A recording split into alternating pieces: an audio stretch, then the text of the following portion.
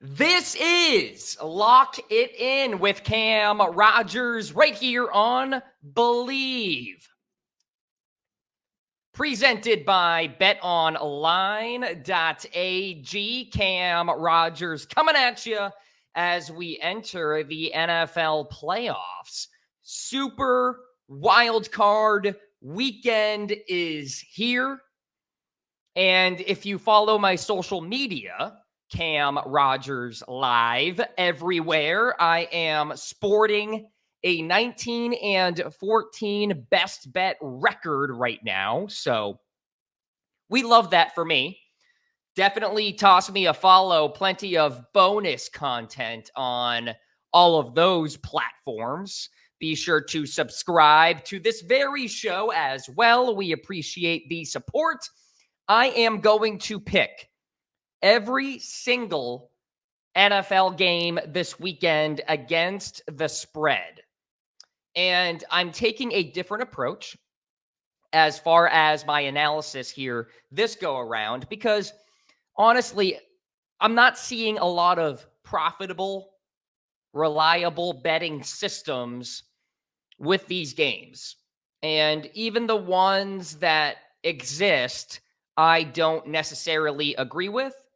So take this show more so as entertainment and not, oh my gosh, Cam is going to bet every single NFL game. That is not the case here this weekend.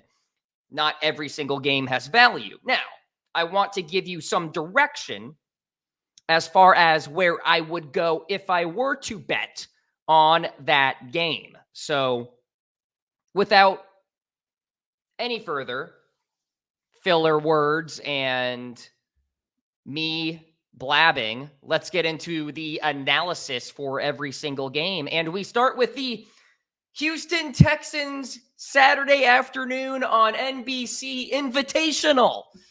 Remember when it was like Matt Schaub and TJ Yates? Like, they always got the 4:30 slot. The Bengals did as well, for the most part.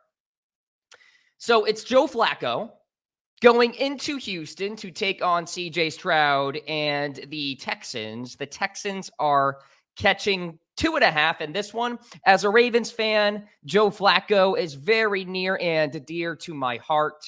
I want him to play well this playoff season. Pretty cool that he's even here. He's thrown for more than 300 yards in his past 4 starts. By the way, the Browns blew out the Texans during the regular season. Amari Cooper had over 260 yards receiving on 11 receptions. Cleveland, second in the league in defensive DVOA. The Texans, 4-5 against the number at home this year.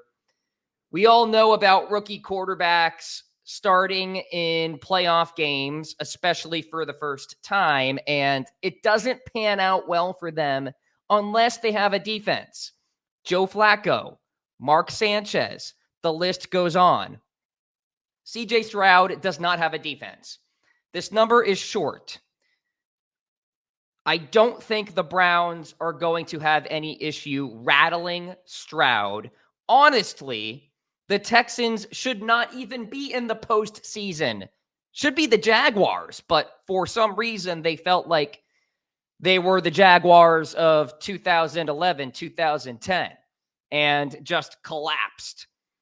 Short number, might as well take them on the money line, but I do like the Browns, -2.5. The Dolphins and the Chiefs, this number continues to creep in the Chiefs' favor. It was like 3.5 when I looked for the first time earlier this week. Now it's at 4.5. At Arrowhead, we know the struggles of Miami as far as performing against winning teams. In fact, it's not good of late. 1-9 straight up and 3-7 against the spread when facing teams with winning records. 4-5 against the number, by the way, as a road underdog of 7 points or less under McDaniel. So listen, can we even trust the Chiefs, though?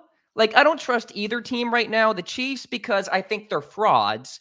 The Dolphins, because they're so beaten and battered right now, they can't field a healthy team. Take the points. I like the Dolphins plus 4.5. In fact, if you look at my official bracket predictions, I've got the Miami Dolphins winning this game outright. Yes, the cold. Yes, the winning record. But everybody is down on Miami. Eventually, regression to the mean in a positive way is going to happen for the Dolphins. And that is to say, they will beat a winning team, or at the very least, cover this 4.5 number. Way too many points. Miami. All right, Steelers and Bills. The Bills are laying 10 at home against Mason Rudolph. Bills are on a 5-game win streak. 7-2 straight up at home. 30-mile-per-hour winds are expected out there in Buffalo. No TJ Watt for Pittsburgh. Bills are 2-6 ATS when favored by more than a touchdown. Ugly, but I like the Steelers plus the 10. The over-under is like 35, 36. And you're giving me 10 with Pittsburgh, a well-coached team, a team that will try to run the football like 30 times. Too many points for me. Mason Rudolph has been decent for what it's worth. And remember last year when the third stringer for Miami went into Buffalo, and I think they covered that number. It was like 17, but still they covered. So I think we see a similar scenario here. The Bills tend to play down to their competition as well. So Steelers plus 10. Bills win the game, though. Packers and Cowboys. The Cowboys have been dominant at home. 16-0 straight up in their last 16 games. Could this be the Mike McCarthy revenge game? Who knows? Packers are the youngest team in NFL history to make the postseason. And here we are. They have to win on the road. So Packers this year, ATS 9-8. Cowboys 10-7. I like the Cowboys minus 7.5 here. I'm not going to overthink this one. I don't think Jordan Love is going to hang around with this Cowboys offense, which dominates at home. And I just don't know if the Packers have enough weapons on the offensive side. So put that all together. Let's not overthink this. The hook does not scare me. I doubt there is a backdoor cover to come in this game.